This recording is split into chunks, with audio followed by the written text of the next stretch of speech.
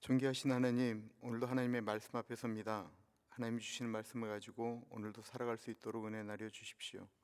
존귀하신 예수님 이름으로 기도합니다. 아멘. 하나님께서 오늘 우리에게 주시는 말씀 에스겔 19장 1절에서부터 14절 말씀입니다. 너는 이스라엘 고관들을 위하여 애가를 지어 부르라. 내 어머니는 무엇이냐? 암사자라. 그가 사자들 가운데서 엎드려 젊은 사자 중에서 그 새끼를 기르는데 그 새끼 하나를 키우매 젊은 사자가 되어 먹이 물어뜯기를 배워 사람을 삼키매 이방이 듣고 함정으로 그를 잡아 갈고리로 꿰어 끌고 애굽 땅으로 간지라. 암사자가 기다리다가 소망이 끊어진 줄을 알고 그 새끼 하나를 또 골라 젊은 사자로 키웠더니 젊은 사자가 되매 여러 사자 가운데에 왕래하며 먹이 물어뜯기를 배워 사람을 삼키며 그의 궁궐들을 헐고 성읍들을 부수니 그 우는 소리로 말미암아 땅과 그 안에 가득한 것이 황폐한지라. 이방이 포위하고 있는 지방에서 그를 치려 와서 그의 위에 그물을 치고 함정에 잡아 우리에 넣고 갈고리를 꿰어 끌고 바벨론 왕에게 이르렀나니 그를 옥에 가두어 그 소리가 다시 이스라엘 산에 들리지 아니하게 하려 함이라.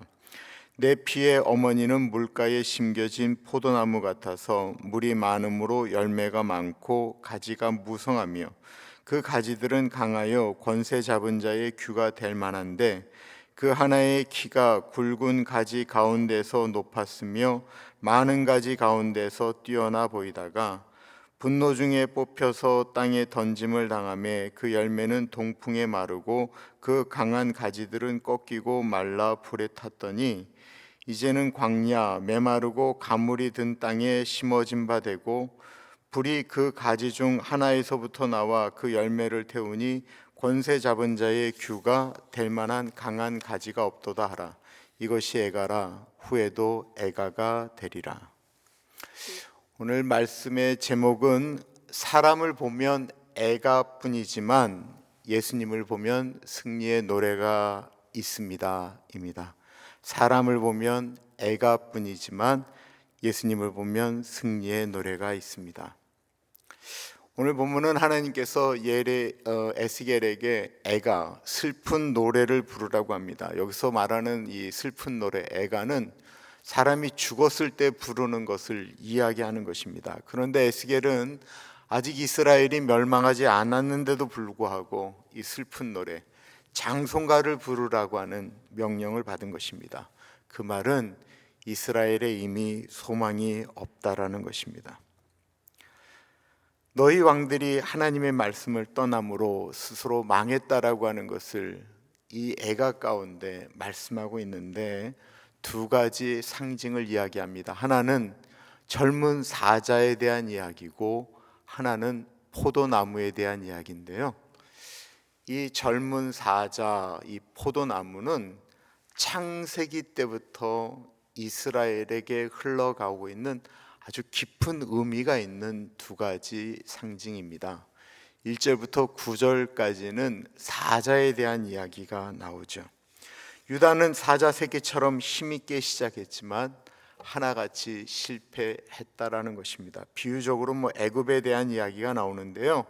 여호아하스 왕이 폭정을 일으키다가 애굽에 끌려가게 됩니다. 그 다음에 된 사람이 여호야김입니다. 이 사람도 하나님의 뜻대로 행하지 않다가 바벨론에 끌려가죠. 이 여호야김은 특히 하나님의 말씀을 불태웠습니다. 여호야김은 어린 나이에 왕이 되었다가 3개월 만에 바벨론의 포로가 됩니다. 그리고 시드기야 왕 마지막 때까지 저항을 하다가 자식들이 다 죽고 눈이 뽑혀서 바벨론에 끌려가서 죽게 되지요. 이 사자 새끼로 불렸던 유다 왕들은 다 실패했습니다. 그 다음에 이제 10절부터 14절이 포도나무에 대한 비유이지요. 이 풍성한 포도나무가 교만과 불순종으로 인해서 뿌리채 뽑히고 가지가 불타 버렸다라는 것입니다. 결국 권세 잘못 만한 가지가 이제 더 이상 없다라고 이야기하는 것입니다.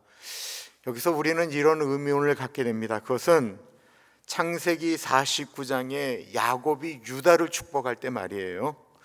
유다는 사자요, 축복받는 포도나무다라고 예언을 했거든요. 그러면 이것이 이제 끝났냐라고 하는 것입니다. 이스라엘의 사람들 가운데 그 얘기가 끝까지 남아 있는데 에스겔 19장에는 언급되지 않았지만 포로된 왕 여호야긴, 왕이 된 지 3개월 만에 끌려간 사람이 있죠. 이 여호야긴에 대해서는 바벨론에서 왕의 대접을 받고 그가 거기서 살았다라고 이야기하고 있습니다. 그리고 거기서 우리가 들을 만한 이름들이 나와요. 스알디엘, 수룹바벨, 그 자손들이에요. 그리고 거기에 예수 그리스도가 마태복음 1장 12절에 보면 족보로 쭉 얘기할 때 스알디엘, 수룹바벨, 그리고 예수 그리스도의 족보가 나오게 됩니다. 요한계시록 5장 5절에 보면 유다 지파의 사자 다윗의 뿌리가 이기였다라고 표현하고 있고요. 요한복음 15장 1절은 다른 포도나무가 아니고 예수 그리스도가 나는 참 포도나무요 너희는 가지다라고 이야기하고 있습니다. 인간 왕들은 실패하지만 예수 그리스도는 영원한 왕으로 실패하지 않는다라는 것입니다. 십자가와 부활을 통해서 완전히 승리하셨습니다. 우리가 세상을 바라보면 슬픈 노래를 지을 수밖에 없습니다. 요즘은 더 그런 것 같습니다. 영원한 권력도 없고 영원한 부도 없고 우리가 기억할 만한 사람 중에 수많은 영웅들도 다 죽었습니다. 그런데 예수님을 바라보면 찬송이 나옵니다.